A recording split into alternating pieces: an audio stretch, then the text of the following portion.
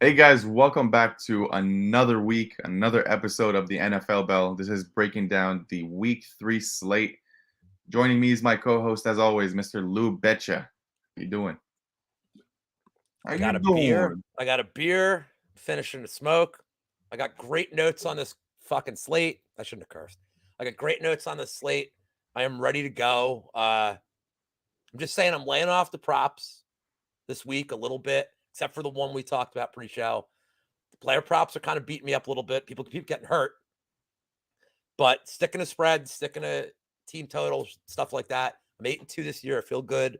Reads have been good. I want to do a quick. They're not a sponsor, but for people in a couple of states, like if you're in Pennsylvania area, New Jersey, whatever, there's a sports book I just want to mention. It's not a deal, but it's a promotion they do. They don't sponsor me. Let me just make this clear. Bet Parks, it's a good book. It's fast. They pay out. The payouts are instant. That's all that matters. They have this thing they do for every primetime game. So we get 2 on Mondays now. Thursday night, Sunday night, the 2 Monday night games. $20 same game parlay. It's got to be 3 legs. It's got to be over plus 300 plus 300 or more. Win or lose, you get a $20 free bet. So that's $60 of free bets a week, no matter what. And I have the same game parlay. I'm trying to build for tomorrow. Wiz, I hope you can help me, or maybe tell me that one of my legs is wrong. I'm pretty sure you. I have one for you for sure. Well, I know if it's a Wiz special, it's already in there. So. Oh no, it's not the Wiz special, but the Wiz special is part of it. Jared, yes, they are. And yes, they are in Jersey, PA, and then a couple other states like Maryland, which is like not even really a state. Except once the wire went off the air, Maryland stopped counting. It doesn't, or as Norm Macdonald would have said as Larry King, Baltimore is a dirty, ugly city. State removed, Maryland. Yes, state removed. Kappa removed. What's up, Jake? What up, Jake? As always, the boys are in the house. Let's go ahead and break down this motherfucking slate. Oh yeah, you're gonna want me to do this. Thank God I had it up. Yeah, I had the odds right here, but then I was literally about to ask you about if you made a template. Of course I made it. I'm a professional. What? This is the one thing where I really am a professional. And guys, this is going to be a hard one to break down, the first game, because it's our beloved New York Giants. No, it's not. Visiting no, it's unfortunately not going to be hard to break down. It's very tough, but we will make money. We have the Giants at the 49ers. The Niners are 10-point favorites. Over 44 is the total, and first half line is -6.5 to San Francisco, with the over set at 22.5. Mr. LouBetya, why don't you kick us off? Okay, so we have a couple on the slate that are. First and foremost, Jared, I hope you're feeling better, dude. Oh man, feel better, dude. By the way, guys, Jared does awesome prop analysis on Twitter, so he's worth a follow, and he's pretty funny. So my favorite is when he trolls Stargarian. So I appreciate that he's not trolling Stargarian and Lags right now, or maybe he's got both open at once. That's fine. I like Stargarian and Lags; they're 2 of my favorites. So we have 3 double-digit spreads on this slate. I'm not a fan of double-digit spreads in the NFL. Just too much can go wrong. I don't like it. College all day. I don't want any part of these spreads. So let's talk about the good news for the Giants. They've outscored their opponents 24-0 in the last. Nobody has a record like that right now. So go G-men. They also stayed out west. So they didn't travel back home. So they should be well rested. That is about where the good news ends. There's no interception prop for Danny on my book yet. I'm waiting for that. I think I might have to. I don't really like a lot of the Giants side props. So I am doing the Wiz special. I'm doing the San Francisco first half team total over 13.5. Is it out yet? Yeah, it's -1. And it's at 13? Okay, cool. Yeah, perfect. Yeah, I already hit it. I should mention that the Giants, they've been outscored I wrote 60-0 in the first half of games. This number is wrong. They were outscored 60-0 before they scored. They've been outscored 46-0 in the first half of games. So, and the Niners come out hot. Their scripted plays are good. I don't know how the Giants are going to stop McCaffrey. He's a beast. I really have nothing to add to this. I don't know who the Giants are going to throw to. And here's the problem that I have. I don't really like, my old reliable is like Isaiah Hodgins, like just bet is over. The problem is Jalen Hyatt, who I loved that they drafted, is finally showing why we got him. A couple of explosive deep plays. I think they're going to be targeting him more. Waller's becoming everything we hoped he would be. Healthy, like God forbid he stays healthy. That's why I don't want to bet on Waller either. I don't want to get him hurt the way I'm running with player props. So because of that, I don't want to bet on Hodgins. I don't really want to like kind of touch the receiver market. I almost want to look at like Matt Breida and be like, well, dude, can he get 20 yards? But I don't even want to screw with Homecoming. any of this crap. It was a homecoming. I just don't want to touch this stuff. So here's what I'm looking at for my same game parlay. The Niners first half. Kittle over 3.5 catches. I know he hasn't had like a big game yet, but the way the Giants funnel the receivers in, I think Kittle could have like a really big game. So 3.5 catches, it's juiced. It's not ridiculous though. It's like minus 130. And then here's the part where I'm struggling, and I want to get your opinion, is so McCaffrey's rushing total. I'm done with this receiving total. Fuck this guy with the receptions. I'm done with it. Ayuk's banged up. It's a short week. McCaffrey's rushing total is 80.5. Now, could he get it in the first half? It wouldn't shock me. But I'm looking at some other stuff with him, and his longest rush is 17.5 yards. And I kind of feel like him having one decent play is probable.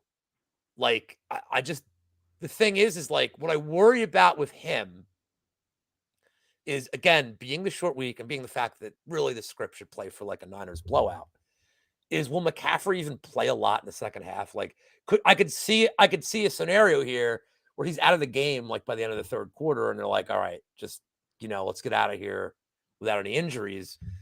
I do have one other prop I like, but I'm going to wait till your analysis and I'll drop the prop at the end. All I'll tell you is it pays more than a yam bag.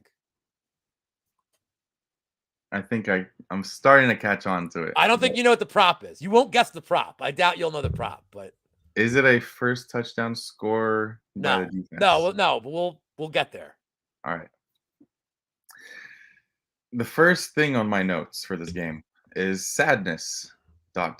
Yes, it's very sad. Sadness. But when there is sadness, there may be opportunities to make some money. And in this case, I think there really is. Looking at this first half team total for the Niners, over 13.5 here on Bet Online, it's at minus 160, which is a dirty, dirty, dirty number that I still might play. Because, to be honest, I think the Niners score 21, 24 even in this first half. The Giants... it's gross. It's gross. It's gross. That's the only way to say it. It's gross, but it still hits, in my opinion. So I'm most likely going to be betting that for a larger sum of my bankroll. The Niners as a teaser piece, valid if you can get a 7.5-point teaser. There's a lot of teaser pieces on this card, which we will be talking about, but this is one of my favorite ones. I just don't think the Giants, as much as I love them, can compete with the Niners defense at all. And in that Dallas game, once they had those first couple of defensive wins for the Cowboys, it looked like the Giants just completely deflated. And now without Saquon Barkley, it's going to make it that much more tough. I don't think Breida can fill that big of a hole. So, yeah, continuing on the Niners teaser piece, I really think Kittle yards is something that should be a given here just because of the way the Giants cover the tight end position. I mean, last week they made Zach Ertz look like Superman. He was the highest scoring tight end, I think, in fantasy, yards-wise. So, yeah, I do like the Kittle yards or Kittle receptions or both, quite frankly. But, yeah, all I could see is Niners just demolishing the Giants tomorrow, and it's sad. But, Lou, you wanna shout out that prop? Yeah. Who do you think has the highest snap share of any running back that San Francisco has? You would assume it's McCaffrey. Is it Elijah Mitchell?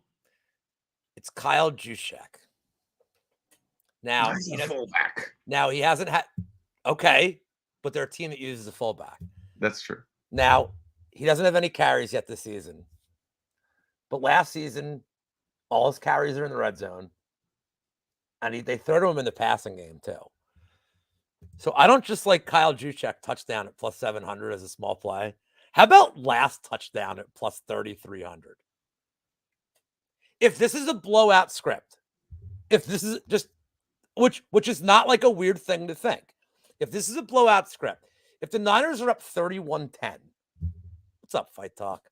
If the Niners are up 31-10, and by the way, if the Giants get 10, I will celebrate this as a colossal victory. Yeah. 2 touchdowns on the Niners defense? I'd be like, 1 touchdown. I'd be thrilled. I mean, Gano is a lock for the 3, but if they're, so does Purdy's not throwing the ball in the second half? Purdy's just, I mean, again, it's a short week, and I think this is a very important point. The Niners are going to get 10 days off after this, but it's a short week. Don't want injuries on the short week. The Niners are up big. They're going to ask Purdy to do very little. We might see Darnold, and I'm not even fucking kidding. We may get Darnold in this game. Oh, yeah. To clean up. So if we're getting Darnold, Jared's talking about Elijah Mitchell, and I do think Mitchell will get carries. Who's to say that Juszczyk isn't going to get work in the end zone?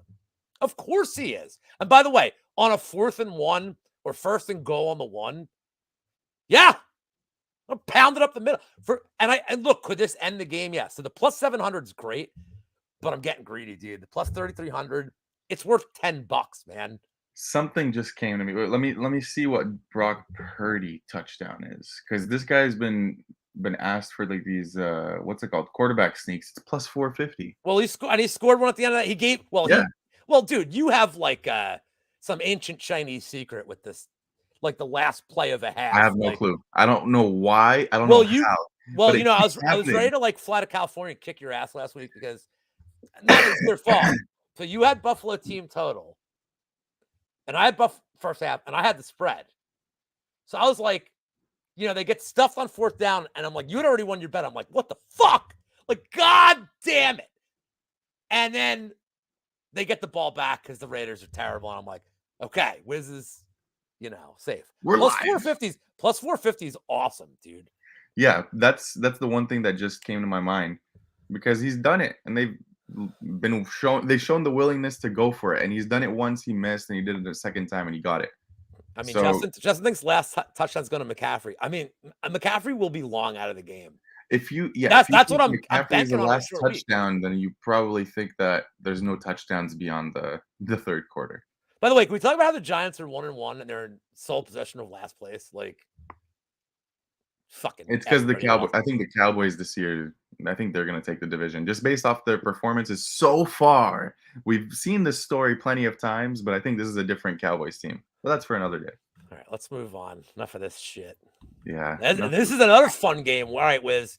So Detroit, numbers come down. Money's come in on the Atlanta side. They're 3.5 at home against Falcons. Total, little uptick. I don't know if that matters here. And then the first half stuff, I have no interest in. Atlanta has started out pretty strong, man. I mean, I'll set you up with it, but the win's a win. They're supposed to beat Carolina. They did, but a gutsy win last week over Green Bay. And Detroit, in a game that we talked about on the show, I said, I love the over, but man, this feels like a trap. And it was. So if you have the Detroit side, it was weird, but Wiz, this is a fun game and a weirdly important game. It is a fun game, and I think the line may have come down to 3 on some books. Just looking here on Bet Online. Well, what am I supposed to do, man? I put these. Oh no! Because this is coming into like the breakdown side of what I was thinking about it. Now, yeah, the Falcons are 2-0. Bijan looking phenomenal. I still don't think this team is capable of moving the ball against a good defense. And I'm not going to overblow the Lions defense here. They're not like the greatest thing in the world since freaking Isaac Newton, but I think they can stop Atlanta in this spot, who really has had some favorable matchups in the last 2. The Packers, yeah, I personally thought the Packers were going to beat them. That game was really, really close, and the Packers made some stupid mistakes. Julian Love could have put the game away, but He got that penalty on 4th and 1 where he was trying to quarterback sneak the ball, and he just, I don't know, crossed himself over, broke his own ankles. That would have put the game away. I do think here in this spot, I still think it's going to be a closer game, but for me, I don't see how you don't take the Lions here. You buy the half point at 2.5. Overall, skill for skill on the offensive side, Jared Goff, Amon-Ra St. Brown, like all the receivers, I think are a better core than Atlanta's core, with like Bijan Robinson out of it. Like running back position, Atlanta owns it. And then on the defensive side of the ball, you have a bunch of defensive playmakers on the Lions side, whereas with Atlanta, it's just a bunch of more so role players. So I'm gonna take the Lions here minus 2.5, buying the half point here. They need a bounce back. Disappointed the crowd in their home opener, and this is another way of getting that back at home again here in this spot. So I also like Amon-Ra St. Brown yards here because Atlanta's corner play is not really that good. So that's all I have for this game. What do you think, Lou? Can you put up Justin's comment about Detroit QB went back to a pumpkin? Can you put this up? I want to talk about something here that I don't think you guys realize. So Goff's interception, the pick six, that was his first interception in 383 passes. There's only two guys that have done better than that. Do you know who they are, Wiz? I don't. Aaron Rodgers at 402 and Tom Brady at 399. Goff is third all time in NFL history. So, dude, he has been so underrated since he got there. That's it. You could take his comment off that he sucks under pressure. Dude, Goff is playing really well. He has weapons around him. He has a coaching staff that kind of knows how to run plays for him. So, dude, I loved your breakdown. I'm with you. I love Detroit 2.5 here. I'm buying the half point. I just want to add to it. Let's go. You know, from a narrative perspective, Detroit was the team we came in this year like, all right, this is the year Detroit makes the leap. Never really thought Atlanta was going to make the leap. Atlanta is a much improved team. Don't get me wrong. They're still a team that has Desmond Ridder as the quarterback. You know how many road games he's played? 2. He's 0-2 on the road in his career. I like Atlanta's defense. Don't get me wrong. You mentioned the Green Bay game. Green Bay lost that game. Now, credit to Atlanta. All the credit to Atlanta for coming back in that game. But Green Bay went so conservative in the second half of that game, they let them back in. There's one more important. So this is one of the 3 games I disagree with the line movement. There's one more important thing I want to bring up that just plays to everything you said. Detroit is 9th versus the run, and they're 24th versus the pass defensively. And that's including a game with Seattle where they gave up 38 points.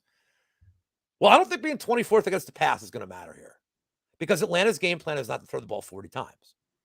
Detroit's top 10 against the run. Well, what's Atlanta going to do? Now, I have concerns. The Justin Houston injury concerns me very much. But Dan Campbell's a psychopath that loves defense, and he loves D linemen. So I imagine they got these dudes ready to go. The Montgomery injury, while I don't love it, this is finally where Jamar Gibbs just goes ham. So this is Jamar Gibbs' season, hopefully, finally. But I'm not touching it. I want nothing to do. Jared's bringing up Josh Reynolds. I mean, you may as well just every one of these games bet like Josh Reynolds touchdown, Khalif Raymond touchdown. Just bet these like Laporta's going to get one at some point. They're going to piss me off. They're going to be like Belichick, dude. They're going to piss me off every single game. It's going to be a different dude that I didn't bet every time. But there's a lot to like about Detroit here. And the line movement is, I mean, dude, this line movement, I just disagree with it so much. I get that Atlanta is built to have close games. But man, dude, Atlanta doesn't even need this one. They're playing with house money. This is a big, dude, Detroit cannot afford to go 1-2. I knew they were going to lose last week. I shouldn't say that. I knew I didn't want to touch the line. I said it on the show. I'm like, this is so trappy. But I don't think there's anything trappy. I think it's only trappy. If anybody that bets Atlanta with the hook, I honestly think Detroit covers at 3.5. I think this is a bit. I think this is like 27-17 feels about right for this game.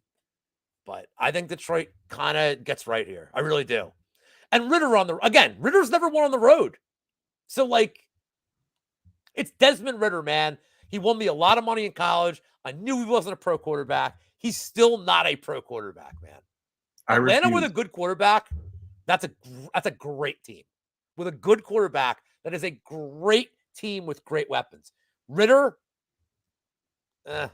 Get rid of him. you know who would be good in Atlanta?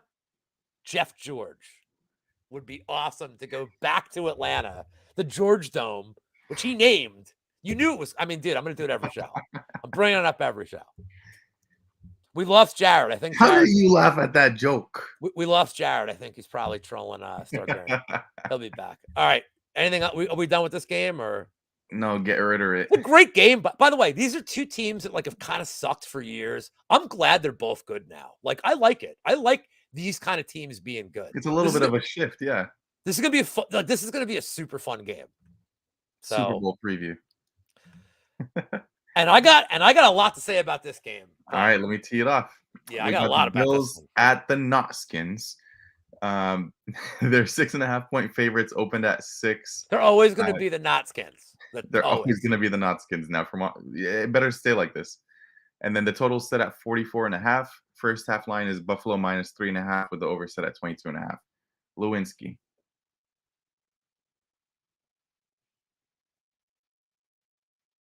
So Eric Nixick is talking about judging, and he goes, even baseball umps make the right call 9 times out of 10. I'm like, unless you're Angel Hernandez, then you make the wrong call 9 times out of 10 times. Somebody's like, you worded that wrong. I'm like, oh no, I didn't. Oh no, I did not. Angel Hernandez he cost somebody a perfect game. Like, fuck that guy, man. That was right. All right. So this is going to be a rarity for me. I have 2 bets. I have 2 bets on this game that I already locked in. I like Washington plus 6.5. I like the over. I like them both. There's a buzz around Washington right now. Was the Cardinals win impressive? I don't know. I see Fight Talk with the B-Rob TD. This is another one I like a little better here. I think you got to play Dotson. I just think you got to play Dotson.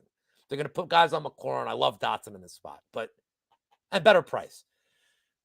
So there's a couple of things about this game that I think are interesting. Denver had a little bit of a field day with Washington secondary. Like, if I have to take one bet, I love the over. I love the over. Like, I think this over's off by like 5 points. I think this game's getting in the 50s. Like, I really do. So Denver kind of had a field day, and then Washington clawed back. Washington played a really good game. Did they deserve to win? I don't know. They hung tough. I thought they played really well. They shook off a bad first half on the road. The Arizona game was terrible. But, you know, I think I'm a pretty good evaluator of college QBs. Like, I'm not a pro. This is just me. But I said, I even on this show, I think I said it on other shows. I think I said it on MMA shows just to say it. I was never a big Bryce Young fan. Time will tell. I'm not writing him off for saying he's good after 2 games. But I was never a big Bryce Young fan. I was never a big CJ Stroud, I think, is not going to be a good NFL quarterback. Nobody from Ohio State's a good NFL quarterback. Like, and then Richardson, I said, was drafted too high because he's a project. He's clear. He's like Darnold, man. He's a guy who's played like 13 games in his whole career, like as QB. Like, he's an athletic freak. He's could be good. You don't take a guy like that at 4. I loved Sam Howell because Howell is like Mayfield. He is a winner. He runs when he has to, and when he runs, he gets 15 yards. He makes big throws. His team wants to win for him. They blocked that little bit hard for him. Like, and you saw it in the second half of that game. That team was pumped. We're friends with Dumpy. Well, we know Dumpy.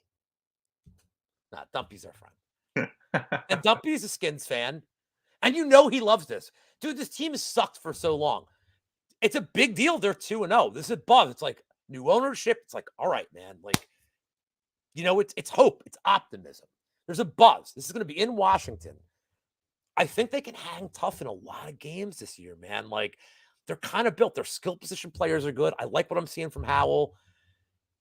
Chase Young's just got to stay on the field, man. Like, their defense is kind of hit or miss. Their secondary is not great, But if Chase Young's in there and he's like healthy, they're game changing. I like what I've seen. What Buffalo did last week, we predicted. Of course, they're going to have a bounce back game at home. Of course they were, dude. But here's my biggest problem with this game was from a gambling perspective. What was the spread last week, Buffalo, at home against the Raiders? Do you remember what the spread was? Wasn't it 7.5? 8. 7.5, 8.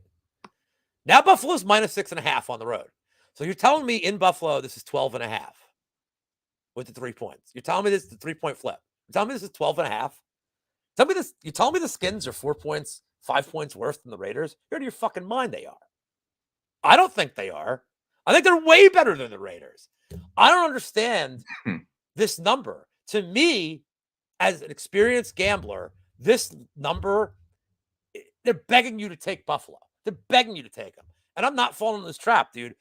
I love the Skins to cover. The over I love like even way more. I want nothing to do with the first half. I'd play Dotson in a prop if I had to. I'd play Gabe Davis in a prop if I had to, because he's like anti-T. Higgins for me.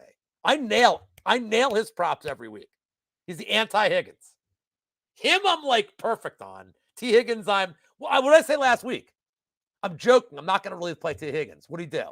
2 touchdowns. You're writing me. I'm like, fuck.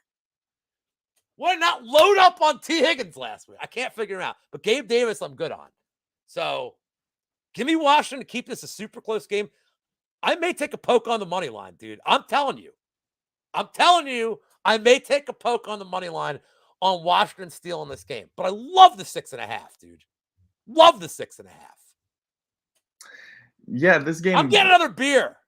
Get another beer. I mean, this game is weird to me. I'm just gonna put that out. So me personally, I'm not leaning to any side. I mean, Washington has been looking better and better each week, and the Bills, they still have the woes on the offensive line. And Josh Allen, for some reason, is playing a lot more reserved. He's not the same Josh Allen as a year, 2 years ago, where he's like going into these runs and he's pummeling through guys. He's stopping short and he's not being as aggressive, which is a little bit concerning. Now, am I going to take the Washington spread? Probably not. But for me, the only thing that I had on my my slate here in my notes for this game was going to be the over, and then the Bills team total over 26.5. Because I think over the stretch of the game, maybe they have a slower first half, but I think both can hit. Yeah, I think both can hit, and I think both will hit in this game. I think it'll be a shootout for the most part, because the Bills secondary, still not the best. I mean, they're giving up these chunk plays to freaking Garoppolo, who isn't really known for long passes, which that on its own is a red flag. So yeah, give me the over for the team total for the Bills, and then the over on the game, but nothing set in stone for me yet. It's another fun game though. Like It another, is. and you wouldn't have thought that.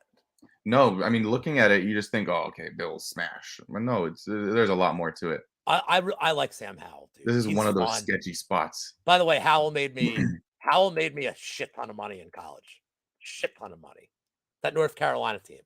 Shit ton of money. Well, they run an offense that's going to make you a lot of money. Now, this is a game I'm admittedly less excited for this game. I'm excited for this game because I like the way Miami's been playing. That Lou guy in chat's sharp.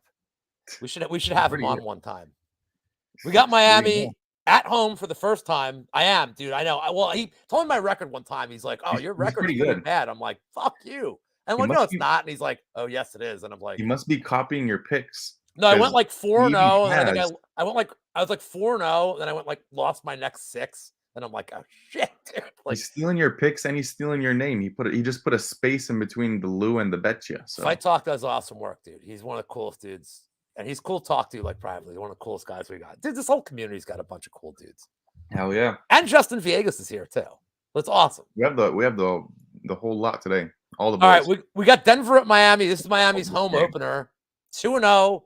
Tua, now the favorite to win the MVP, odds-wise. 6.5. It's gone up. No surprise there. The total's gone up 3 points. No surprise. It's correlated with the spread. First half, I have a little bit of interest in some first half stuff here. I have nothing good to say about Denver. This team is, what did we say the first 2 weeks? How are they 3.5 at home? Show me. And now they're on the road, and now it's 6.5. Wiz, I need your analysis here because there's something in the back of my head that's not letting me bet Miami yet. And that same something is what I'm feeling. I don't know how they can be 6.5 point favorites against, to be honest, anyone. They're like in MMA. Here's the thing. Are they Why I say Darren that is Elkins? no. Here's the thing.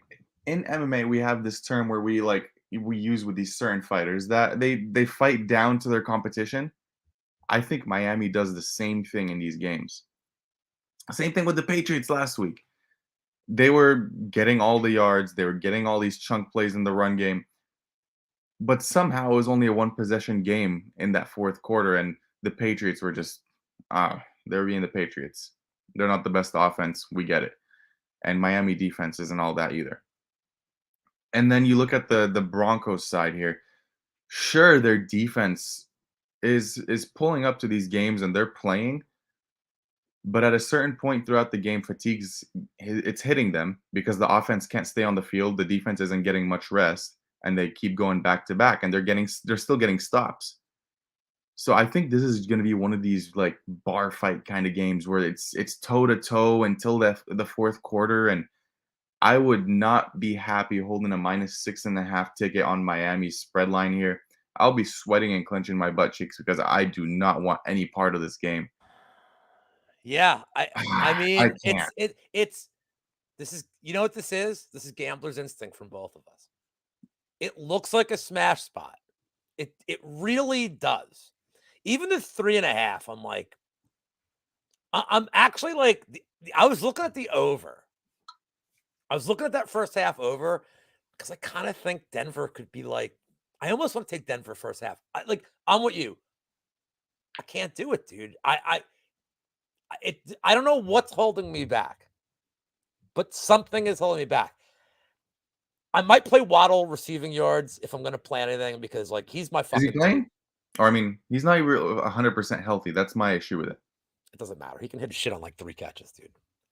Like, True. or maybe I play. God, they have so many assholes that fuck me up prop wise. Like, what the fuck, Smythe? That Like, fucking guy.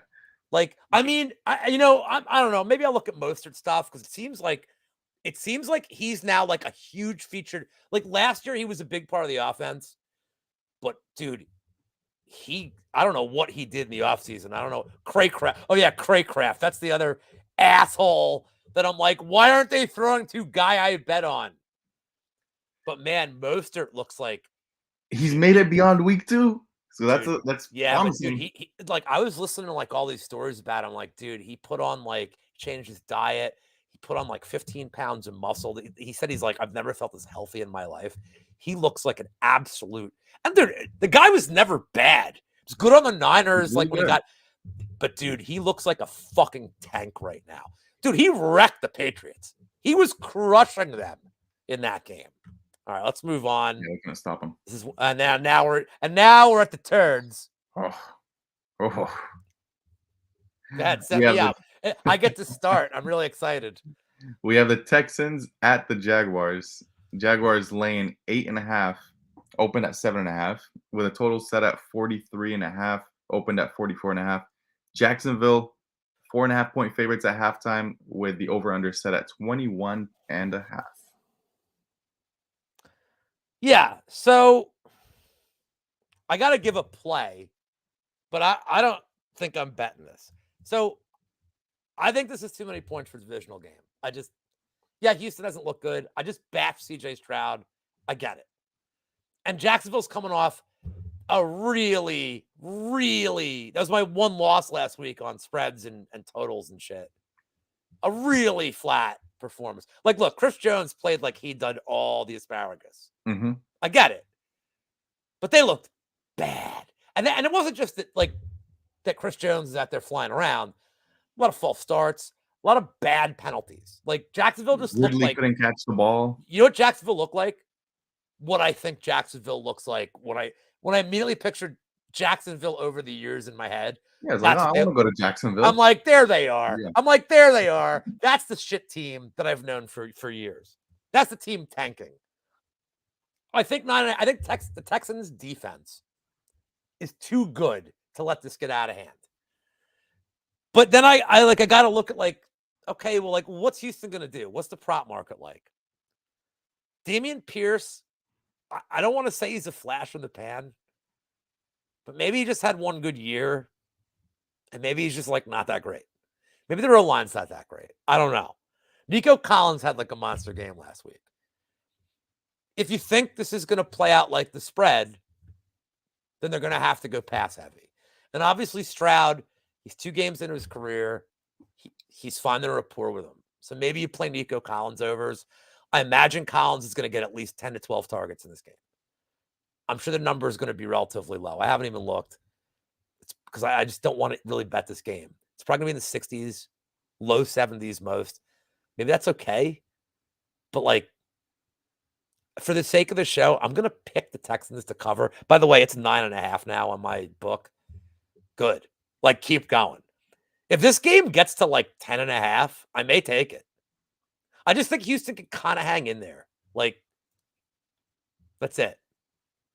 Let me ask you this before it's your turn. Since it's your turn, I'll transition to you. Obviously, the game with Jacksonville last week was a turd. Yeah. Can we go back and look at the Indy game? And yeah, we had a lot of us had the 4.5. I had the first half. I think you did too with the Ridley prop. We beat that game. In retrospect, was Jacksonville's win? Yeah, it's on the road. Was it super impressive, or was it just did they do what they had to do?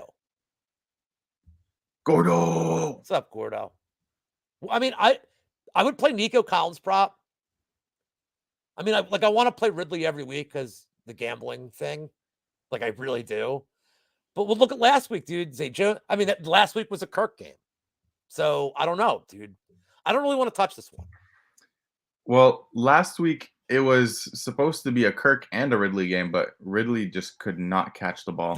They tried the last play that fade in the end zone looked, Mm-hmm. It ended up being a Zay Jones game. Fuck the Zay Jones. But see, Ridley he really couldn't catch the ball last game. They were targeting him, and he was getting looks left and right. Something was off. But Houston can shut him down, is my point. They could take away one guy. Their secondary's decent, dude. They can't take away everybody. They could take no, I'm just saying they could take away one guy. Their secondary's good enough. Or if they focus on one guy, now will they take away Kirk or will they take away Ridley is the question. That's the question. Now, yeah, if I were forced to play anything on this game, it's gonna be Ridley yards no matter what. And now I'm not saying that I'm against the plus 10.5 if it gets there for the Texans, because I probably would play that myself. I just can't get there with the Texans, even with 10.5 points. Sometimes they can really lay an egg here, and I think this might be the spot where they lay an egg. But no way am I putting the Jaguars in a teaser anywhere, or if I'm just playing the 9.5 straight, because there's really no point. The Colts game they made look extremely close until the fourth quarter, and that was the Colts. I get it. Anthony Richardson is the one quarterback out of this draft class who is actually performing at a decent-ish level. I'm not saying he's good, but he's playing the best out of the quarterbacks that have been drafted.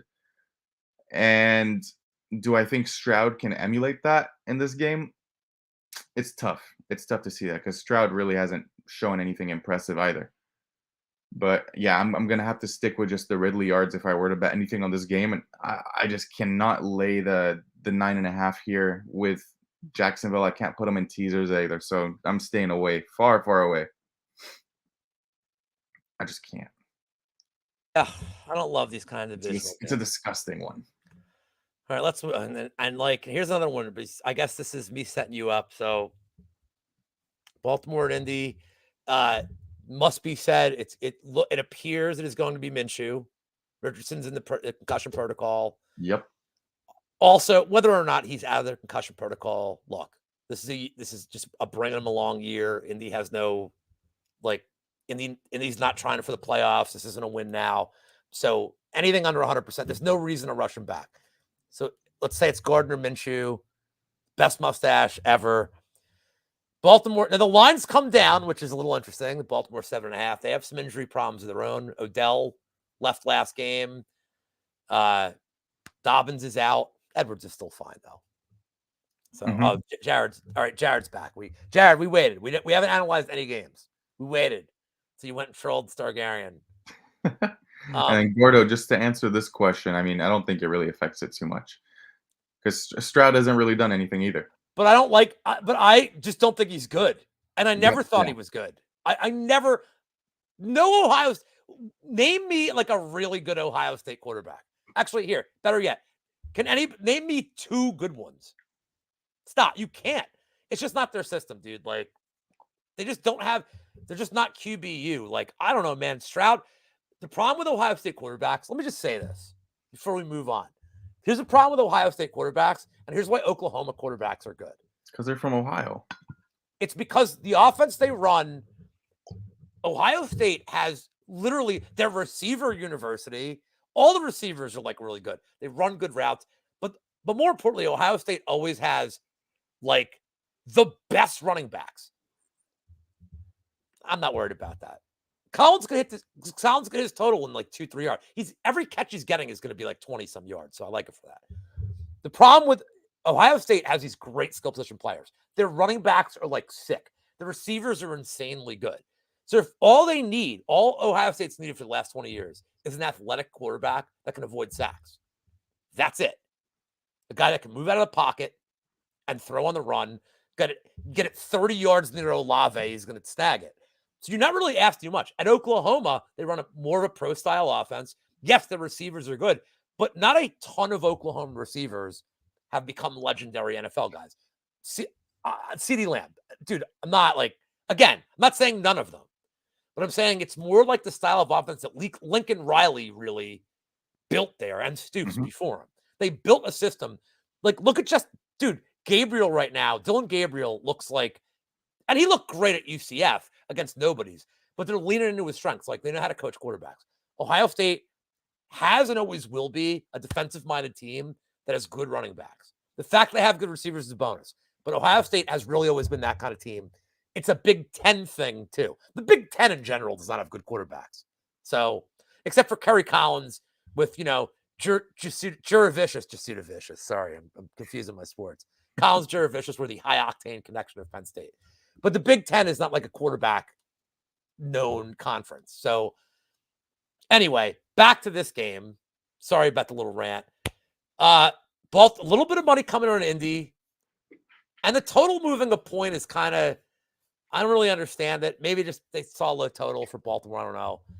First half numbers are kind of fucking weird. You got anything on this game that you like?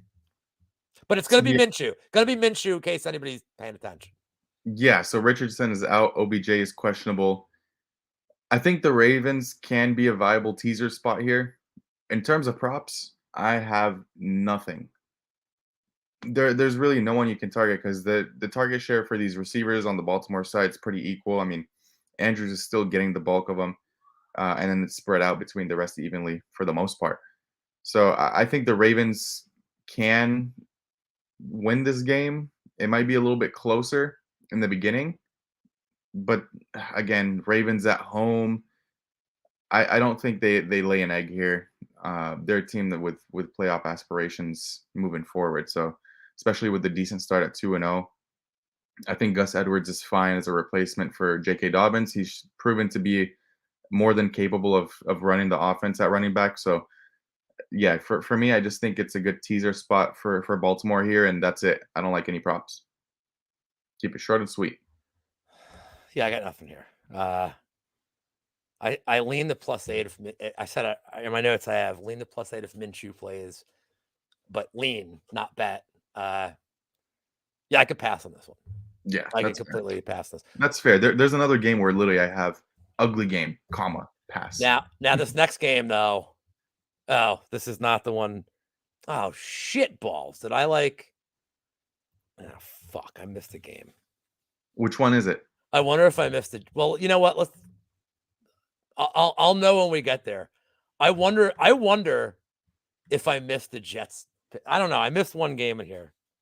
Unless you want to break down this. Look, if you want to break this down from last week, I have a lock for you guys. Tampa is a lock. I'm out here. I'm out here with all the spicy takes. I switched it up from the This is the black game ink that up to the gray one this week. This is the game I gotta pull this up now. I'll tell you what. We'll know it once I get to the 4:00 games. I'll know which game I missed. Say less. Let me tee you up here. This is you setting me up. Go ahead. Yes, sir. You got the Chargers at the Vikings. Minnesota laying 1.5 opened up as the dog at +2, and then the over/under set at 53.5 opened at 50.5. We know a person that might have gone to 50.5. Wink, wink. And then Minnesota first half -1.5, laying the same exact spread with 27.5 at halftime total. That is crazy. Lewinsky. I am the one that got 50. I don't know. Once we get to the 4:00 games, I'll figure it out, and then I'll backtrack. We'll just talk about it. So I'm going to play the Vikings here. Now, this line is flipped. I think this makes sense. So I don't think this is an overreaction to the Chargers losing to Tennessee. I did a little bit of a deep dive. I did a Wiz, Narco, Liam level fucking deep dive into this because I'm just going to say it, Wiz. For all y'all motherfuckers that think some of these dudes in the MMA community are goats, they are goats.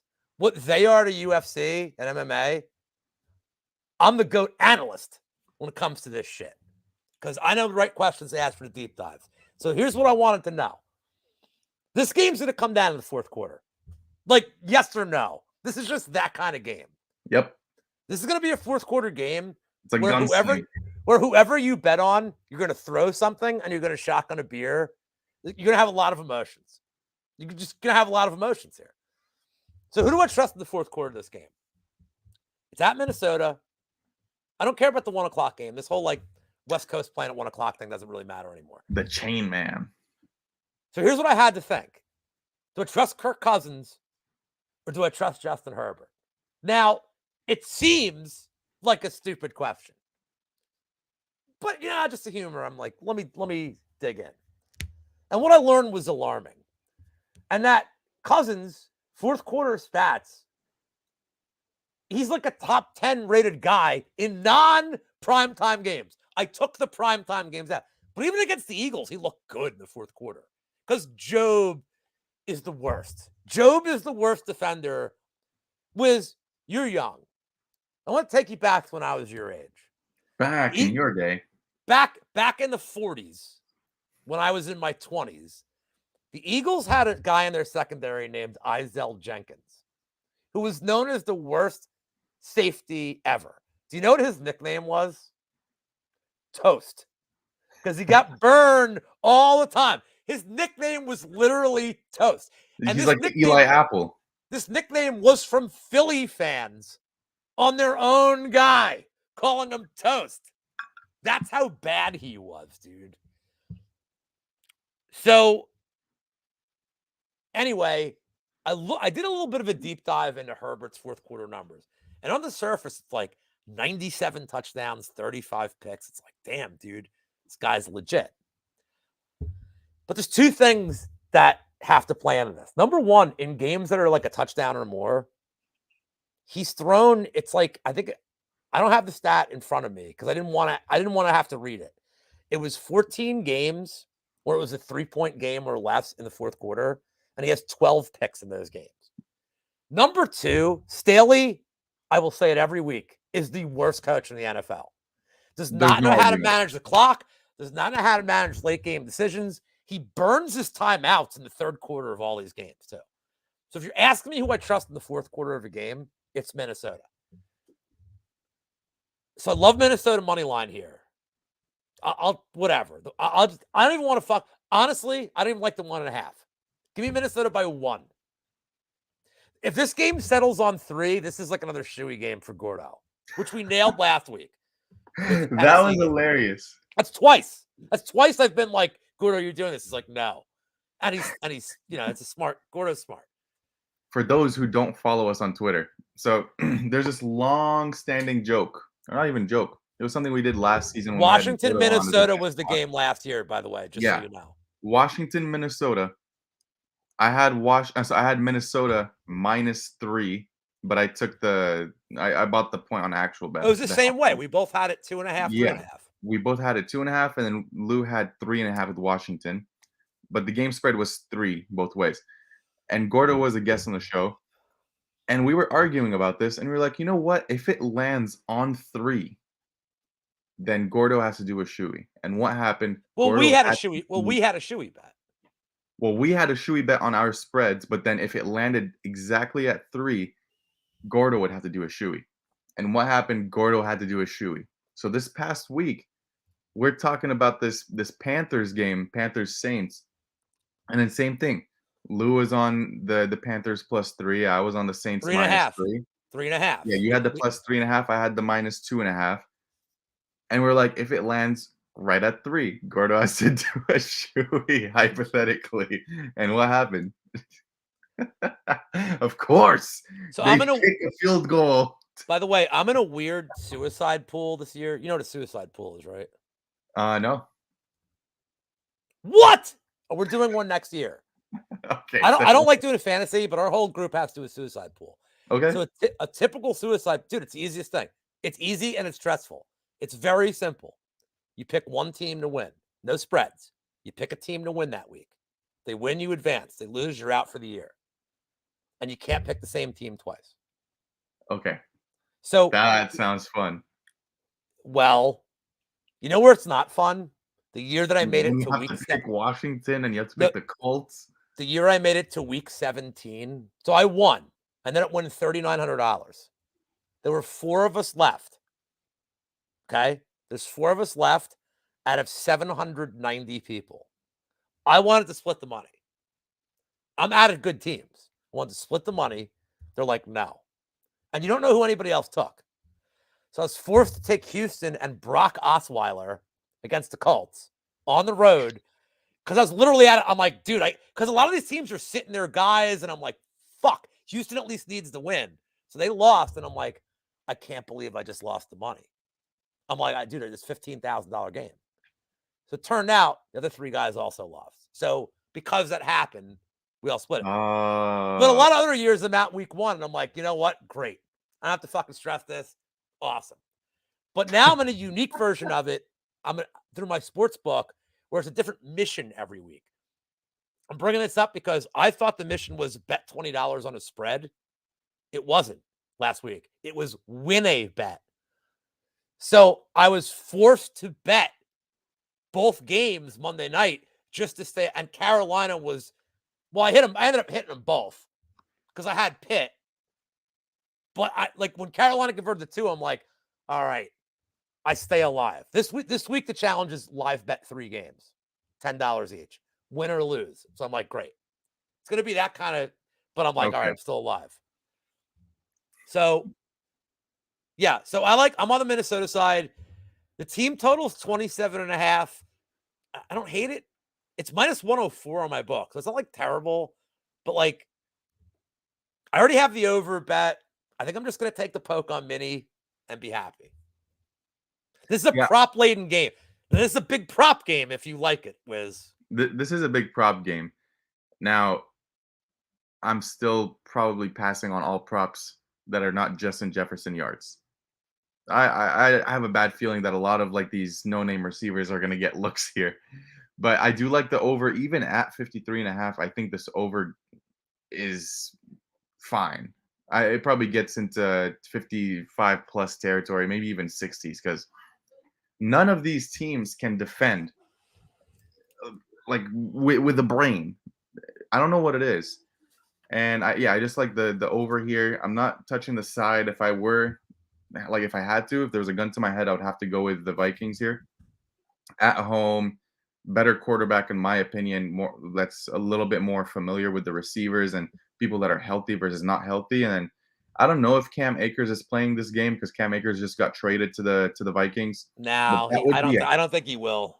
But here's the thing, it's still early on enough in the week on Wednesday where if he's there now and he gets a couple of practices and he can see a couple of carries. I'm not going to say a full workload, but he could probably see 8 to 10 carries. Am I crazy for thinking that? I don't know. Maybe, I mean, we don't know yet. Let's put it that Yeah. way. Look, Yeah, we don't know yet. if he's there tomorrow, yes. We don't know if he's there tomorrow. That's the thing. Like, Mhm. if he's there Yeah, so tomorrow, then I don't see why he can't get minimum 5. No, I don't see why he can't. But yeah, also, I think and this is Cam a game Akers is where good. I don't think Cam there's going to be a Akers is lot of. really good. I don't think there's going to be like Eckler's still hurt. I don't think there's Eckler going is to be. hurt. Yeah, he is. I don't think there's going to be a lot of running in this game either way. I'm gonna be very angry if Eckler doesn't play this game, but he's probably not. But I think there's going to be. I I don't have think him there's going to be a down. lot of running attempts in this game. It's a lot of passing, and that means Jared nailed it. By the more way, scoring. see, Jared and yeah, this sounds about right, dude. Somehow Irv Smith's going to suit up again in this game and like fuck me over. That's the one fucking Fucking guy. Irv. Oh, it kills me, dude. On to the next one. On to Cincinnati. That was a good quote. On to Yes. Cincinnati. So Alrighty. this is another. All right, so it's got to be one of the other two games that I didn't. It's either New Orleans, Green Bay, or Tennessee, Cleveland that I didn't put up. Listen, Lou, I'm gonna make this very, very easy. This is one of the two games where I refused to bet on. Refused. Pass. Even though a key point, and I'll tee it off for myself here. Patriots at Jets. Patriots are laying 2. The total is over under 37, opened at 38. And then the first half line is minus 1.5 to the Patriots. Over under set at 18.5. The Patriots, I believe it's 12 games in a row, have beaten the Jets. So that's the only thing I can lean towards is the Patriots side, just to please that statistic. I'm not gonna try and break the trend here because the Jets are playing with Zach Wilson. Let me remind you all. But yeah, Not I related. refuse By the to way, bet not anything related here. to Garrett Wilson. I'm passing completely. Nothing on this one. And there's one more game where I refuse to break down because it's so horrible. We'll find that out soon. Probably next. Yeah. My only notes are historical dominance recently. Can't bet Zach Wilson. Patriots, too many injuries in the secondary. Can't see how it matters. So, for the sake of the show, I'll pick the Patriots. It's hard for me to see Belichick going 0-3. Yep. Like, I know it's like a simplistic thing to say. I can't see it. That's the one right here. That's 32 targets for 90 yards. That's the one. Hunter Henry. I love that. I don't know how old Jared is, but there was this dude that played for the Houston Oilers. He was Warren Moon's backup before they became the Titans. His name was Cody Carlson, Commander Cody Carlson. And he would always have these games when he played where it was like, he would be like 29 of 35 for like 84 yards passing. Like, so his completion percentage is like off the charts because he's throwing 1-yard passes. What a But legend.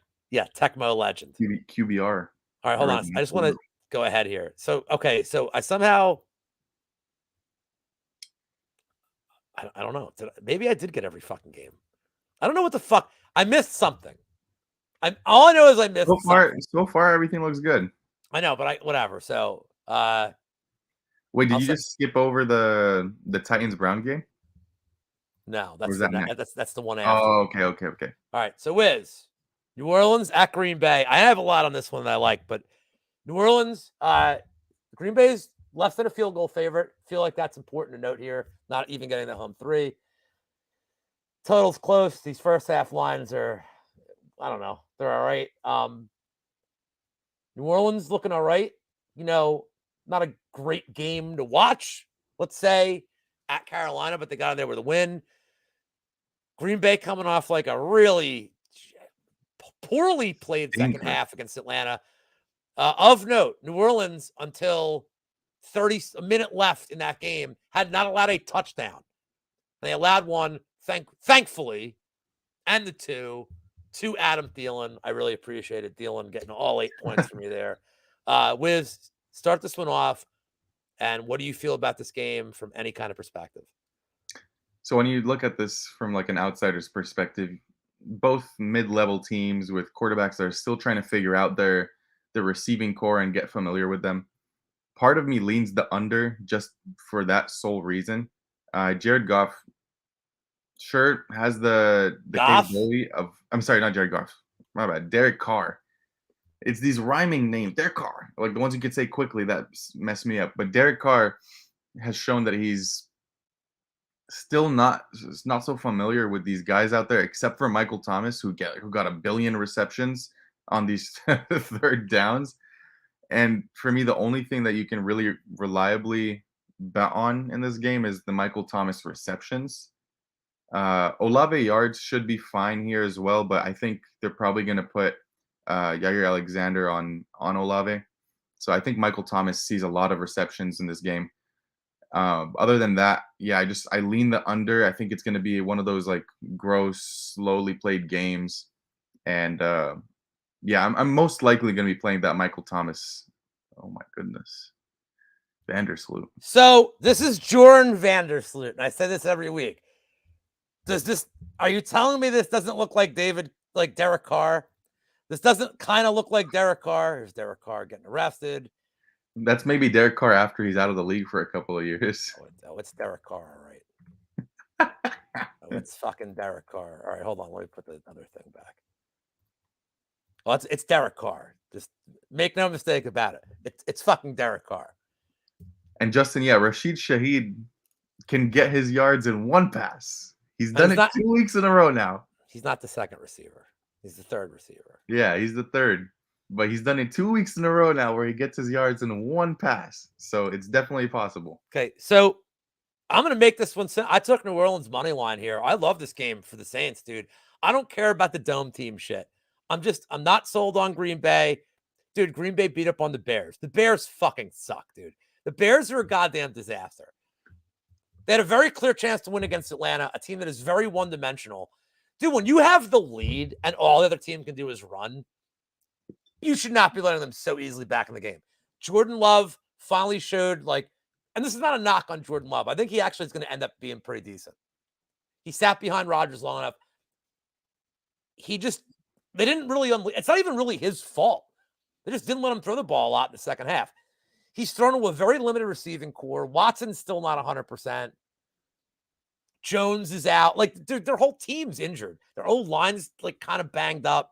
Bakhtiari's always hurt, so it doesn't matter. I like what I'm seeing from the Saints defense a lot right now. They're flying all over the ball. They're not getting penalized a lot. Yeah, they gave a late touchdown to Carolina. The game was over. Yeah, he's a rookie. I don't care. They still went out there and they did it. And against Tampa Bay, well, Tanny's no rookie.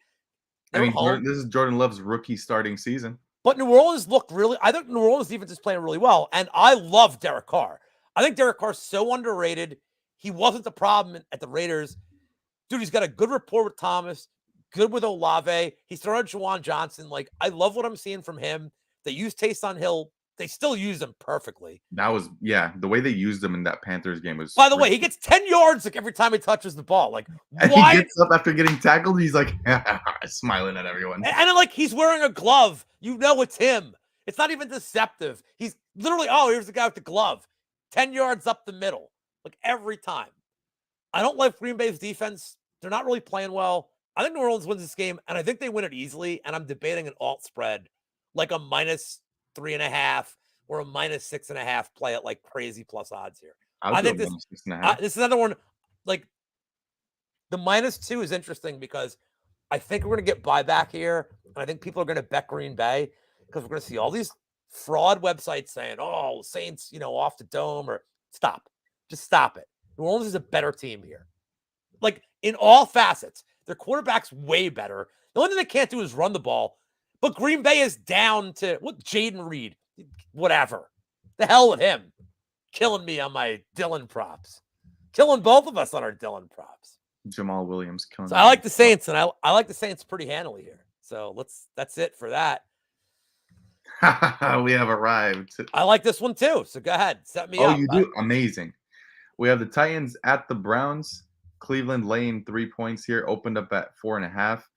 With the over-under sit at 39.5, opened at 41. Cleveland laying 1.5 at halftime with the over-under set at 19.5. And I'm going to make this easy. I'm just going to put it out there. Pass. Go ahead, Lewinsky. Oh, I like Tennessee to cover, dude. I got the 3.5. I love it. I mean, I'll keep this one simple.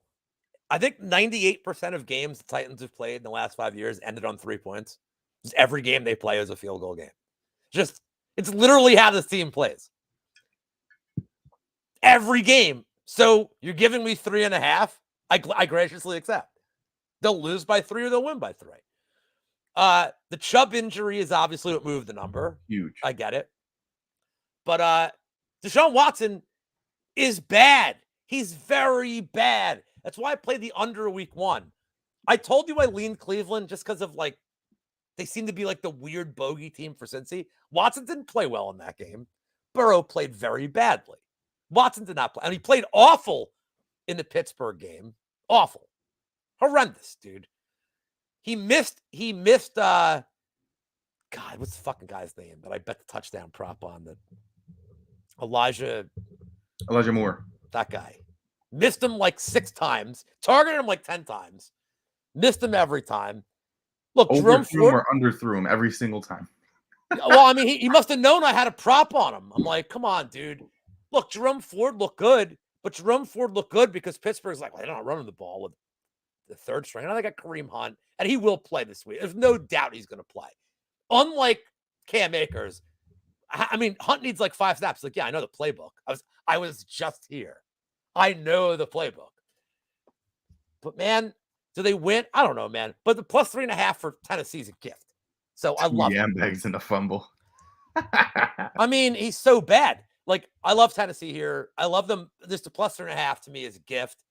And you can still get it like at a decent price if you buy it up. So, well, I do love the loose corn.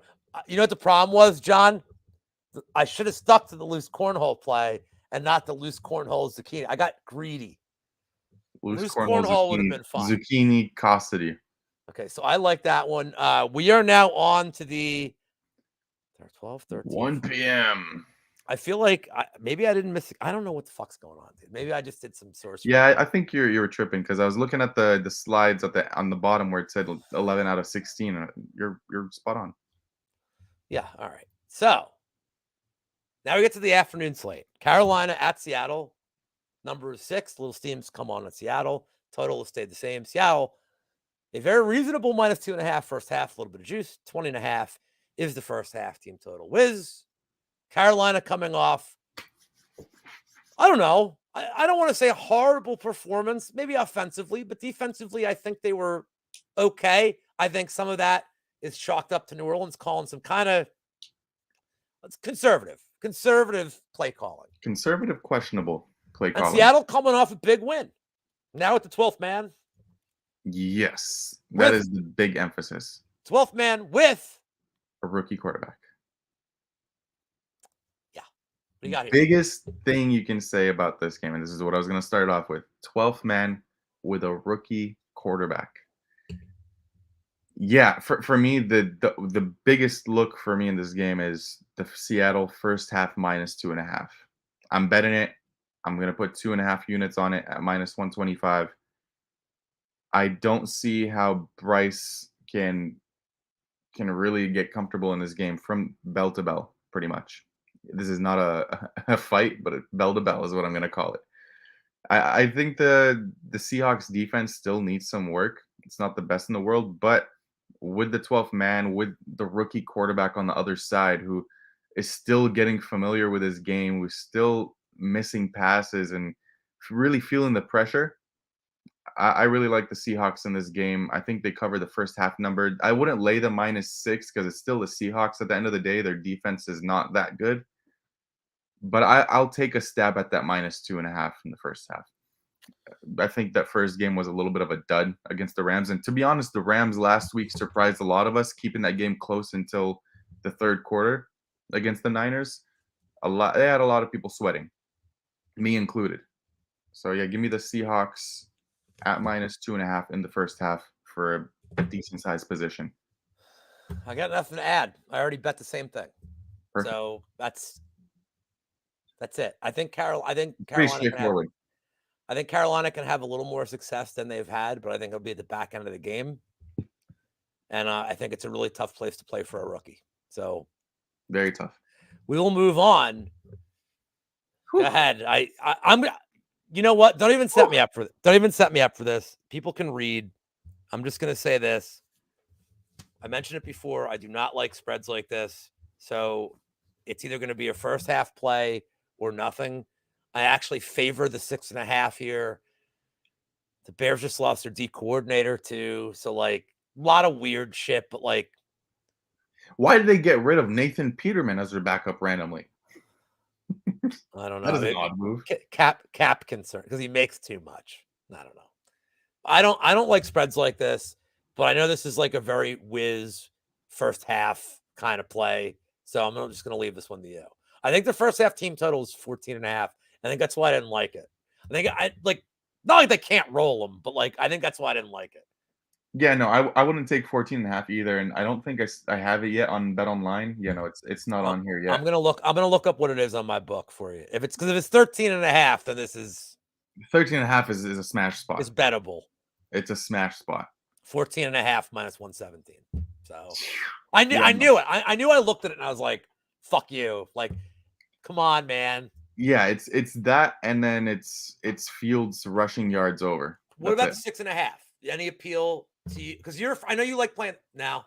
No, I don't think the Chiefs can cover 6.5 at halftime here. Okay. I just don't. Some part of me feels like it's a trap. Sure, it's juice to the as if like people are betting it, and Say it. Juice to the tits. Say it. juice to the tits. And Titties. yeah, at a first half number laying a touchdown, I will never bet that with any team. I just can't. It goes against my betting logic. It's too much. It's too much. Unless the team is really that bad. And yes, the Bears are bad. But I somewhat think that they have underperformed compared to what the market has expected them to perform in these first 2 weeks. So yeah, I can't lay the points here. This could be a teaser spot for sure for Kansas City if you're at like a 10-point teaser, sure. But a 7.5 point teaser, I still probably won't feel too comfortable with. Other than that, first half team total, if it's at 13.5 on my book when it opens up, I'll be hammering it. And that's it. Now I know the game I missed. I missed Dallas and Arizona. That's So fine. That's so fine. That Dallas one is a had an easy massive. breakdown. All Easy right. break. Wiz, Dallas is a massive favorite. Do you have anything to say here? What are we doing here? Dallas Their smash. team total is 13.5 first half. That one you smash. Okay. So That one you hammer. Like okay, you take that hammer tatted on Thiago Santos' chest, you rip it off his chest, and you go Maheta, and you play his theme song in the background, and all that's right. what you do with that bet. Well, that's the one I missed in my stupid thing here. Okay. The night But yeah, game. Dallas is one of my favorite teaser spots. Okay. Yes, Micah Parsons to get This is the charged with one. it. Yeah. Jared mentioned my Jalen Almeida breakdowns, my Bo Nickel breakdown also, which I know like made Liam and Gordo blush.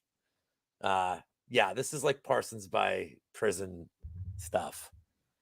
So Pittsburgh at the Raiders was 2.5. This line is flipped. I can only assume it's because Watt, because I don't think this line would have flipped because they lost in Buffalo.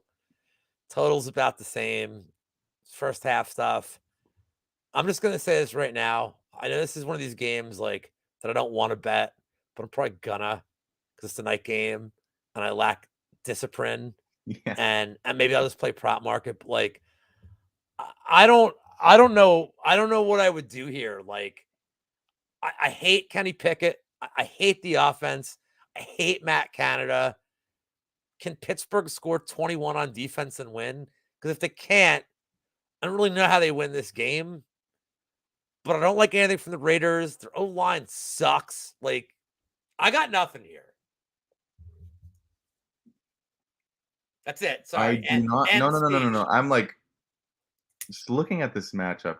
I was telling myself, and I'm asking myself, why do the Steelers keep getting primetime spots? Because Why? America. Because Pat McAfee. Fuck. Because Terry Bradshaw. That's why. It's such a horrible team to have in a primetime spot. Well, It's not exciting. hold on, Wiz. This is a great game in 1977. Yeah, where are we right now? 2020 I fucking know, but 3. hey, old people watch NFL too. And they You know, fall asleep just like we do when the score is maybe 9-6. they're trying to keep the old people awake. We got to see. This is a game I need Al Michaels for. They'd be like, we should all be so lucky to survive the grind. Both teams are useless. Both teams are freaking useless. And yet, one of them's going to go to 2-1. Well, I don't know how. probably. Probably there is hey, this could be a draw game. What do you think of the total? Does it seem low? Because I'd favor the under, I like but the under. but I don't want to bet it. You know what I mean? Like, I don't want to take the under in a night game, like I don't want to take this. I don't want to root for 10-6. Effie knows. Yeah, that was I all don't want. fundamental. By the way, I hadn't looked. I Fuck. didn't look at what he wrote. I'm for the record. I hadn't looked at what he wrote, and I said that. So clearly, 10-6 is viable. I really hadn't looked. I'm never making that up. Like, I hadn't looked. I'm like, oh shit. Yeah, this game is gonna Effie, end who's in your team? disappointment. I don't know who Effie's team is because he's like, I swear he lives in a different city every week. Every week it's like, oh, I'm traveling here. And Effie does like all this cool. Effie Yeah, lives like this cool world, this cool life, dude. yeah, he's living like how I was living last year. I live But in a van down by the river. yeah, we can move on from this one. This one is horrible. Like if I had to give a pick, it'll probably be the Steelers just because the Raiders are so ass and at least the Steelers defense you can rely on. But yeah, no, I'm passing. All right, so we are on to the Monday night games, and Monday. unlike last week, I'm just going to set you up for this one. He said, unlike last week, I really like these two games. I think they're like really interesting, fun games. So Philly at Tampa. You know, I will probably be at the bar for this game. I imagine, like, just to be a fucking. I gotta like home make a Tampa jersey just to be a dick. The numbers come in. People are betting Tampa. The money's coming in on Tampa. I'm really intrigued. I'm not going to lie to you, Wiz. I think there's going to be buyback of the way at some point. Total's about the same. First half, Philly 2.5 makes sense. This is the only battle of 2-0 teams on the slate. Mm-hmm. Crazy. Mm-hmm. What do you got? This is a game that I struggled with personally because I'm starting to buy into what the Buccaneers have over there. Baker season. It's Baker season, and yeah, I talked a whole lot of shit on Baker in week 1, and I'll be the first to step up and say, "Oh my goodness, he has proved me wrong so far." So far, key 2 words. So far. Me and you were talking about this one before the show. I'm going to leave it for you for the props, but the receivers, someone's going to get locked down by Darius Slay, and the other person's going to have a field day. Now, what's interesting to me in this game, I don't really like a side per se, but the first half over is something that I do like quite a bit. 3 touchdowns and a field goal. I'll take that. Over 22.5 in the first half is, I think, a really good spot. I think Philly can get 14, and I think the Buccaneers can get 14. It'll probably be a tie or a 14-10 by halftime. With all that being said, I do think that the Eagles obviously have the better overall weapons in this spot. Away from home, though, they've shown to be a little bit different and untrustable in a sense. So I'm gonna go away from picking a spread here. I'm gonna take that over 22.5 in the first half and see what goes on there. This is the one game on the Monday night slate where I did not really like too much. The next game, though, I really like. So I hit this early. I took Tampa at 7.5. I just bought it Oh up. yeah, yeah, that I would take. You know, full disclosure for everybody watching, I fucking hate the Eagles. Like, I'm a Giants fan my whole life. I hate the Eagles. I live among Eagles fans. They're despicable bastards, including my friend, especially my friend Patty Mack that comes in the chat, especially him. He's the worst. Especially my friend Tommy Touchies and all my UFC stuff. They are the worst kind of people. My cousin, the worst. I love Tampa here. I love the way Mayfield's playing. I love the way their run defense is playing. I think they can shut down Hurts to run, which I think is the big thing. But I am max betting Mike Evans. I'm max betting Mike Evans overs because with all these injuries, the Eagles are playing a guy named Job. And there's only one Job that matters. And that's George Bluth from Arrested Development, who is a magician who to the final countdown. If you've never seen Arrested Development, you want to understand it. If you have, you know exactly what the fuck I'm talking about. Job sucks, dude. The worst D-back in the league. He's not even a good practice squad guy. I'm sorry. I'm all over the place. I'm so pissed, so passionate. I think Mike Evans could hit his yardage total in like 1 catch, 2 catches, and Mayfield loves targeting him.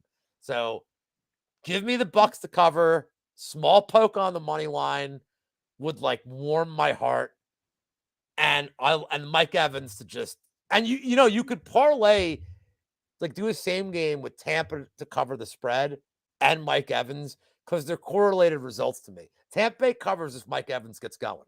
I don't think Mike Evans has 2 catches and 20 yards and Tampa covers. Even if Godwin has a big game, Evans has to be involved because Tampa really can't run the ball. So, and how do you beat the Eagles right now? You throw on them. Kirk Cousins looked like a goat against this team. He is. In a competitive game. Minnesota wasn't getting blown out in that game. It's a competitive game. Give me Tampa all day. All right, Wiz, set me up for the last one so you can finish. We got the Rams at the Bengals. Cincinnati laying 2.5 here. Opened at 6.5 with rumors that Burrow might not play in this game. The total's sitting at 43.5. It opened at 46.5. And then the first half line is Cincy -1.5. Over under set at 21.5. I'm gonna make this short and sweet so you can go off about your boy here in this game. I think a really good bet is teasing. I think you can, and I'm not a big teaser. I don't really like doing teasers, but I think you can pretty safely tease Tampa and the Rams up above a touchdown. And I feel like you're pretty safe here. I think both dogs can win outright. The 2.5 is like, how far have we fallen? Like, so that's all I have to say. I like the teaser for the Monday night games. And Wiz, take us home. With all that being said, your boy. Puka. Yeah, so Burrow still questionable. We don't know if he's playing in this game, which is a big factor. But even with Burrow in, this is why I'm waiting until game day to bet this. If Burrow is ruled in, the line's gonna go back up to closer to 6, and I will take the +6 with the Rams.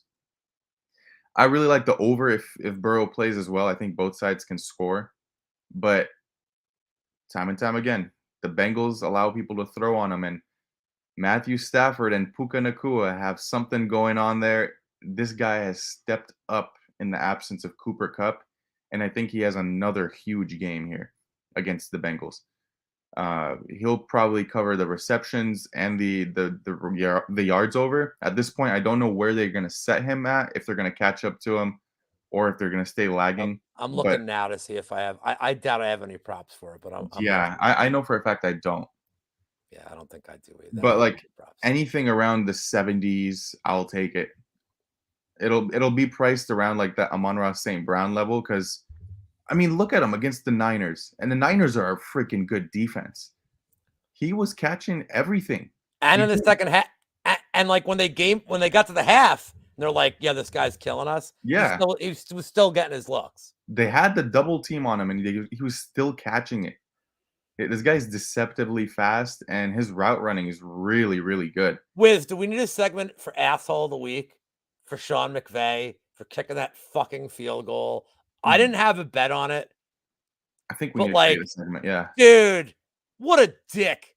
You know what they're saying now? Oh, somebody told him this is a point. Oh, it's a tiebreaker. No, fuck you, man. He doesn't give a fuck. No, he was like, we're covering this bitch. What a dick, dude. But other than Puka, I do like the Kyren Williams yards, the rushing yards. Because now that Cam Akers is gone from the team, he's at the Vikings now, got rid of him.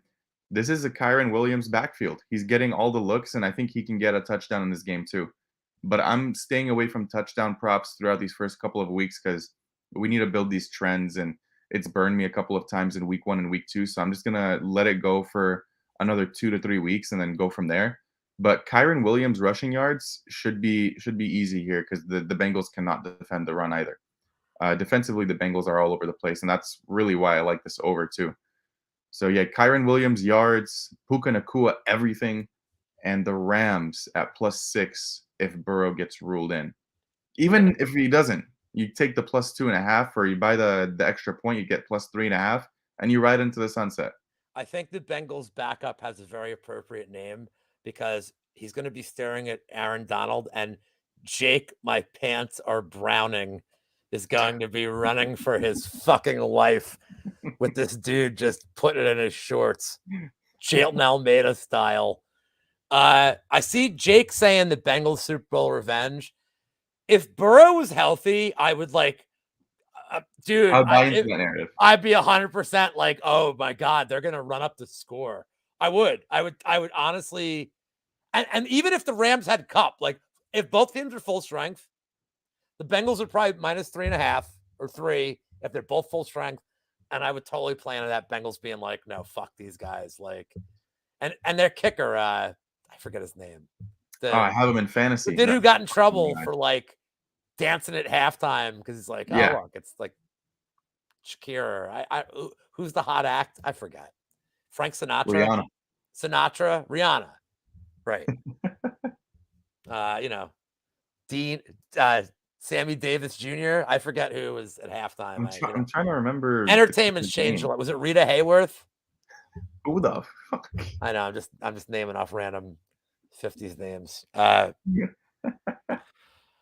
But yeah, I'm gonna tail you on that the Kyron Williams one because I like that a lot. Because even with like Puka's like emergence, they still have to be a team that runs the ball first because I think McVay knows, like, dude, like them scoring 30 points a game is not like a way they can win games. Like they have to win games like 17-10 is a game the Rams want to win now.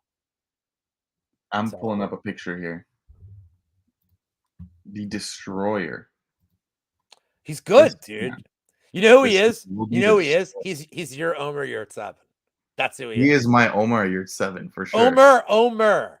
Sir. Yeah, Omer. No, you said Omar. No, I said Omer. Omer. The Destroyer.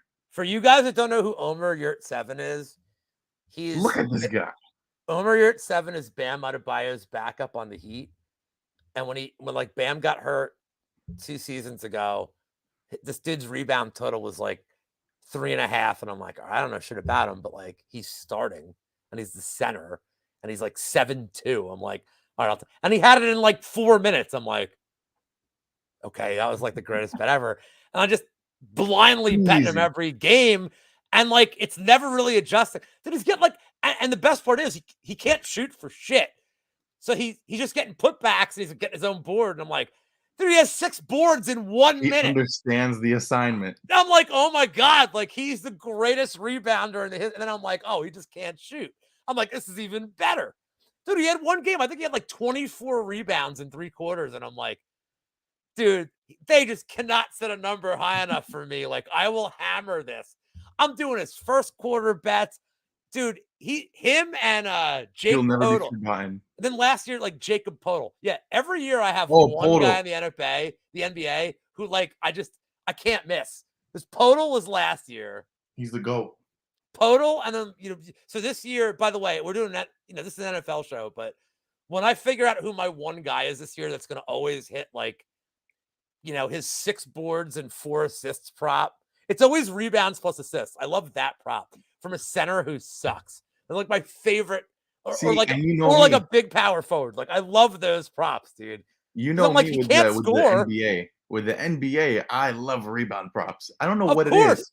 Just somebody going up to catch them all. I love that shit. Well, like, I mean, I don't know. I think I give up with like DeAndre Ayton at this point because like he's kind of a head case. I know, but like, yeah, but I'd rather give these guys like Paul Reed on the Sixers. Like, dude, he'll play like 15 minutes and he gets 9 boards. Like, yes. What's that? Bismack Biyombo. I do like it. And look, what's Bull? Where's Bull? Can we get him in the league?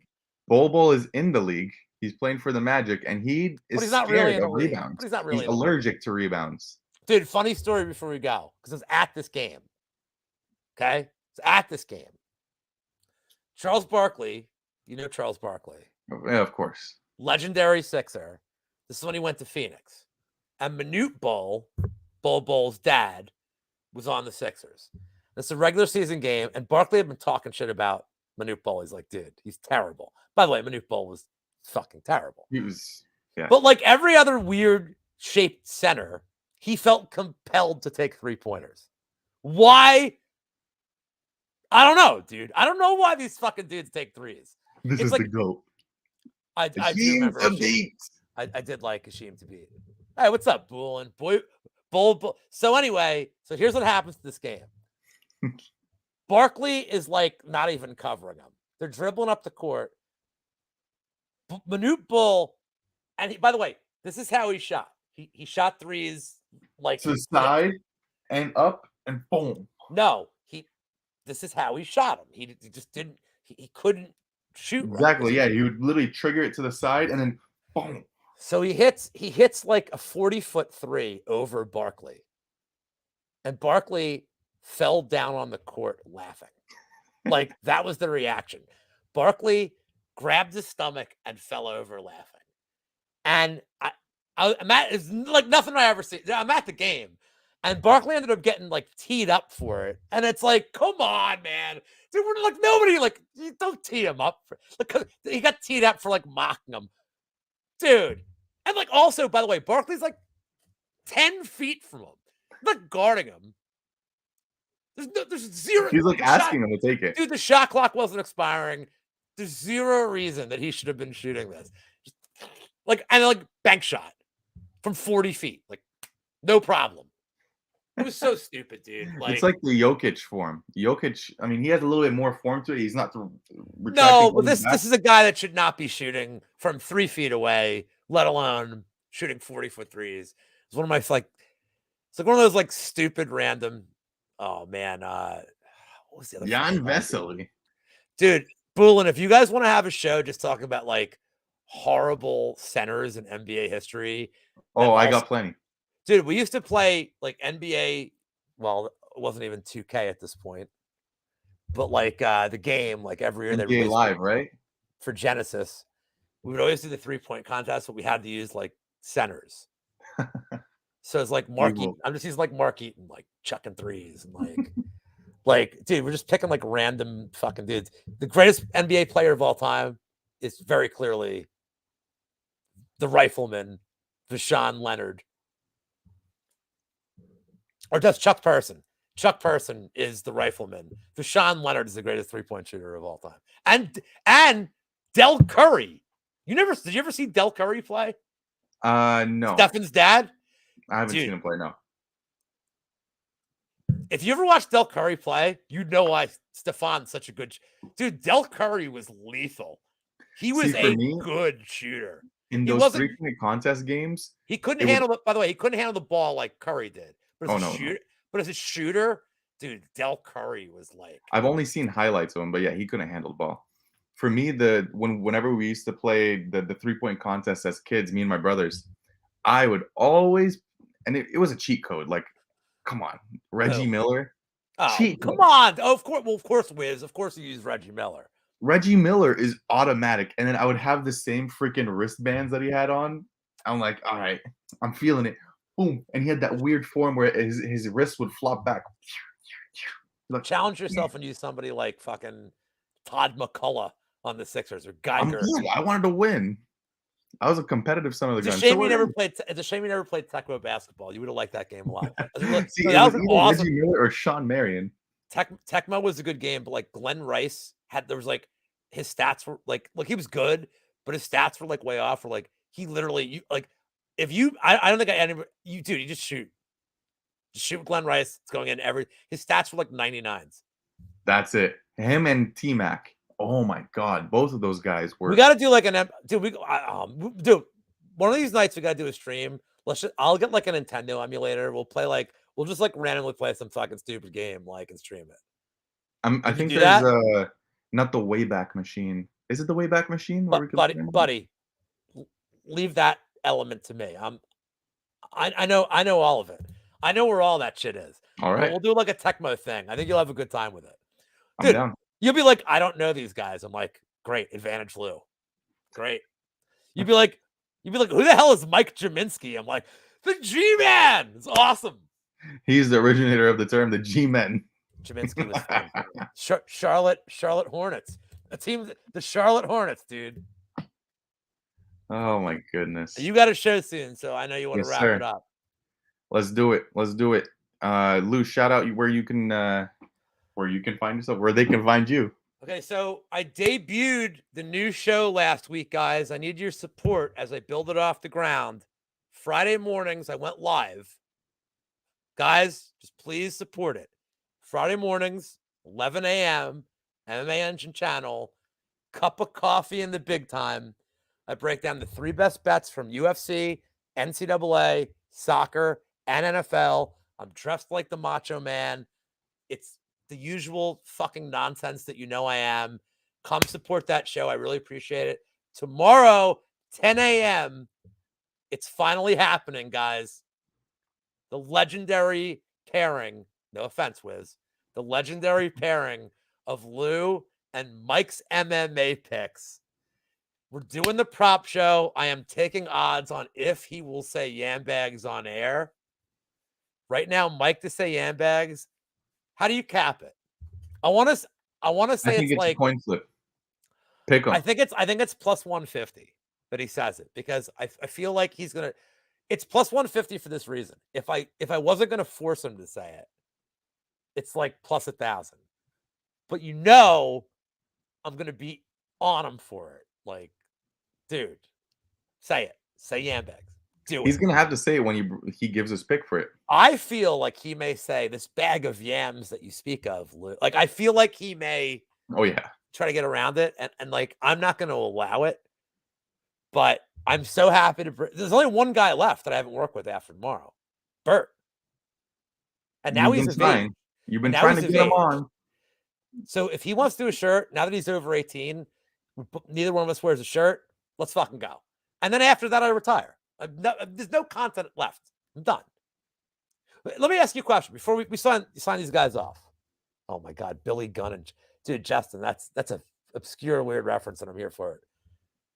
Wiz, you and I have both been privileged to work with a lot of people in this space that we like. And we've worked with people, maybe not. And I'm not going to focus on that. But you and I have been privileged to work with a lot of different people. Correct? That's correct. Are there name like 2 or 3 dudes you haven't worked with yet that you want to? I think one of them is you want to get on the show. But like, are there like 2 or 3 guys you haven't worked with yet? Because I have like a really short. I have 3 people that like I legitimately have not worked with that I want to. I'll tell you after you tell me. To be honest, I only have one person. Who's that? It's Magic. That's it. And Because everyone else that I've wanted to, I've worked with. Thankfully, and I thank everyone for giving me the opportunity. But the last person on the list is Magic. So I have 3 people on the list because I work with Magic and he was tame. So I may have to run that back to be like, dude, I need like Psycho Magic. I need like, and there's an opportunity for both of us at the same time. Wink, wink. right. I need like crazy version of him. So I've never worked with John Sturgarian, and I'd like to because I like the way John breaks down fights. Like, I don't love that he's just like blindly like loves underdogs as much as you do, but I think that like John and I would be like a really fun show. So that's number 1. Number 2 is Gambus because, like, and maybe he's not for everybody, but I respect Andrew a lot. I talk to him privately a lot.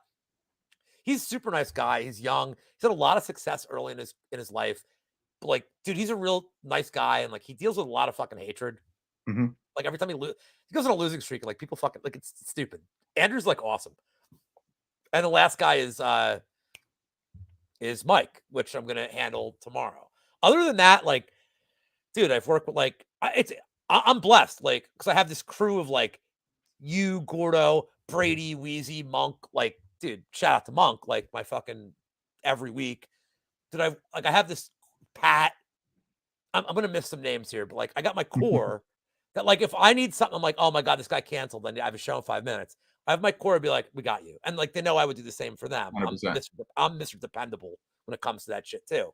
So I got that. But then at the same time, John Kelly stepped in late notice for the prop show. Like I worked with Sean Warrior with like a couple weeks ago, which was cool. Pepe was cool. Like Narco. Like I've been on Lambo 3 times. I think there's only one guy that's been on Lambo more than me. That's lucrative. Dude, I've been on Lambo 3 times. They don't do guests. I've been on Lambo 3 times, dude. Even Narco, who doesn't love me, he does. But clearly does. He's had me on 3 times. The people voted for me to be on last time. Like, dude, I'm so blessed that I've been able to work with like every level. And at the same time, that Propaholic, I started him off. Look at him now, dude. He's fucking working with Levy. Like, Levy, whatever. He's not watching the show. Levy, potato. Like, that I got to elevate like him. Like, dude, my guys Mason and Dave Millhouse, like guys that a lot of people don't know, like Big Tasty, NFL guy, like Zaid Hussein, like Shout out dude, to them all. But dude, like I've gotten to work with like tons of cool people, and like I've gotten to elevate some have elevated me. You and I are just elevating each other. Like you and I are like kind of we've been in this shit from the ground. Absolutely. Like I remember it was we met, we were both around like 450, 500 followers. Well, but I mean like you and I are like, but like kind of just rising together, which is cool. And like we're boys. That's dope, yeah. And we're boys outside of this because I write you some fucked up shit. You write me some fucked up shit, and like it's great. And one day we will have that bar fight that we've always envisioned. As a the team. Bar brawl, the as legendary bar brawl. As a team. As a team, yes, exactly. Me and you. Because for all you karate fucks like Alevis, I don't understand this whole. For all you karate fucks, I may not have the skill set you guys have, but I could take a fucking punch, and I've been in more fights than any of you. So like, I have an experience level. That none of you have. Zach, no, we're not against each other. We're with in a real fight. If that was the number, I would hammer the 500. I would hammer the -5. But no, don't even do that. Don't even hold on. Hold on. Don't even bet -500 Wiz.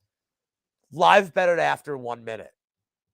When Wiz goes down to like 380 and I have no cardio, then you just live. Because Wiz is going to be like, what do you got, old man? And I'll probably like land one shot, or I'll take a shot. And then the line will move, and then Wiz can kick my ass. So just live bet it. Like, don't pre-fight.